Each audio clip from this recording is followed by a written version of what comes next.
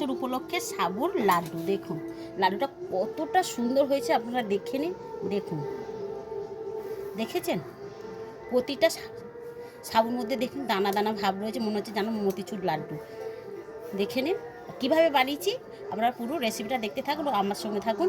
আশা করি আপনাদের ভালো লাগলে অবশ্যই আমার চ্যানেলটাকে সাবস্ক্রাইব করে আমার পাশে থাকবেন, আর বন্ধুদের সাথে প্রচুর শেয়ার করে দেবে। চলুন শুরু করা যাক।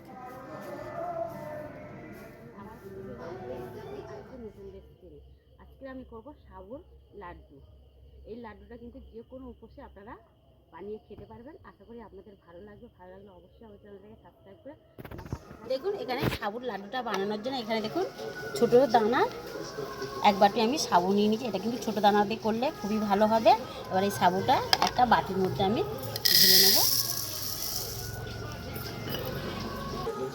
এবার দেখুন এই জল দিয়ে ভালো করে 2-3 বার করে পরিষ্কার করে ধুয়ে নেব। দেখুন এখানে আমি 3বার ধরে ধুয়ে নিচ্ছি, আর কতটা সুন্দর দেখুন পরিষ্কার হয়ে গিয়েছে। এই জলটা ফেলে দেব। দেখুন যে বাটির আমি মেপে সাবু নিয়েছি ওই বাটির মেপে কিন্তু আমি 1 বাটি নেব ফুটন্ত গরম জল। দেখুন ওখানে 1 বাটি ফুটন্ত জল নিলাম। এবার এই জলটা আমি পুরো সাবুটার মধ্যে ঢেলে দিলাম। একটু নেড়ে চেড়ে আমি 20 মিনিটের মতন ঢাকা দিয়ে রেখে দেব। দেখুন এখানে আমি 20 মিনিট পরে ফিরে এসেছি। দেখে নিন কতটা সুন্দর, দেখুন একদম জল টেনে নিয়েছে, আর এখানে দেখুন একদম গলে গিয়েছে। দেখছেন নরম হয়ে গিয়েছে, দেখছেন কতটা সাবুটা। এবারে এদিকে দেখুন এদিকে আমি উনান জেলে দিয়েছি, দিয়ে কড়া বসিয়ে দিয়েছি। আমার কড়াটাও কিন্তু গরম হয়ে গিয়েছে। এবার এই কড়ার মধ্যে দেবো 2 চামচের মতন ঘি। ঘিটা দিয়ে দিলাম, দিয়ে চারিদিকটা একটু ঘেঁটে নিলাম। নিয়ে এবারে এই ভিজিয়ে রাখা সাবুগুলো দিয়ে দেবো ঘিয়ের মধ্যে। দেখুন এবারে সাবু দিয়ে ঘিয়ের সাথে আমি ভাজতে থাকবো। দেখুন সাবুটা ঘিয়ের সাথে রান্না করতে করতে দেখুন সাবুটা একদম চেঞ্জ হয়ে গেছে। দেখুন কালারটা দেখুন একদম চেঞ্জ হয়ে গেছে। এবারে এই সাবুর মধ্যে দেবো যে বাটি মেপে আমি সাবু নিয়েছি সেই বাটির মেপেরই আমি এখানে 1/2 বাটি দিয়ে দিচ্ছি চিনি।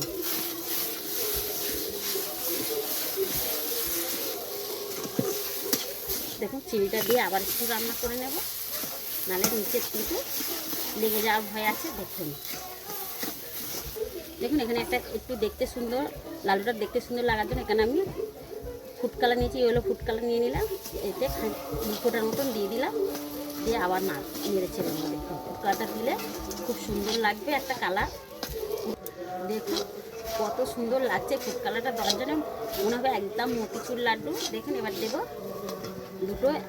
4-5টা এলাচ, কিন্তু আমি একটু চিনির সাথে গুঁড়ো করে নিচ্ছি। এলাচটা দিয়ে দিলাম, এলাচ গুঁড়োটা। এবার দিলাম কুচিয়ে রাখা কাজু বাদাম, আর দিলাম কিছুটা চারমগজ।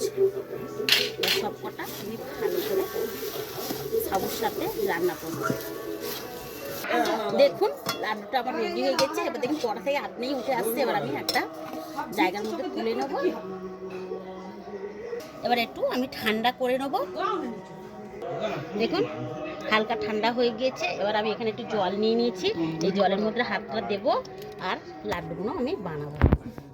দেখুন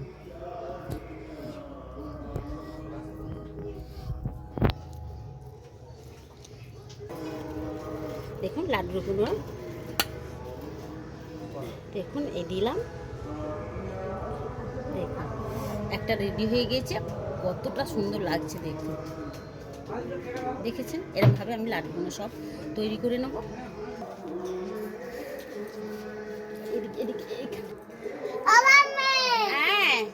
আমি পয়লা বৈশাখে কি বানিয়েছি। ওয়াও পয়লা বৈশাখে মেনুর মতো মেনু একটা সুন্দর পুতুল করেছে। কি দিয়ে করেছে মানে এটা? ক্লে দিয়ে করেছি। ক্লে দিয়ে? কালকে ক্লে কিনেছিলাম।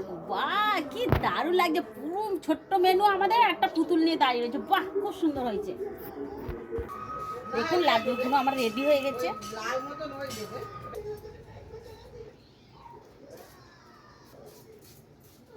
সুন্দর লাগছে দেখে নিন, দেখলে বুঝতেই পারবে না এটা সাবুদানা দিয়ে তৈরি লাড্ডুটা।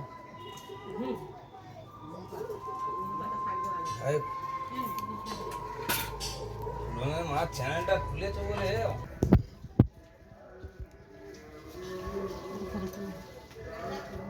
দেখুন লাড্ডুগুলো কতটা সুন্দর হয়েছে, দেখেছেন? কেউ বুঝতেই পারবে না এটা সাবুদানা দিয়ে তৈরি, দেখেছেন? এটা কিন্তু যে কোনো উপোসের দিনকে যারা সাবু খেতে পছন্দ করে না তারা কিন্তু এরকম লাড্ডু দিলে বুঝতেই পারবে না এটা, তারা কিন্তু ভালোবেসে খাবে, দেখেছেন? আর এখানে দেখুন আপনাদের একটা ভেঙেও দেখাচ্ছি, দেখেন দেখুন কতটা সুন্দর, দেখুন প্রতিটা সাবুদানা দেখুন ভিতরে কিন্তু গোটা গোটা রয়েছে।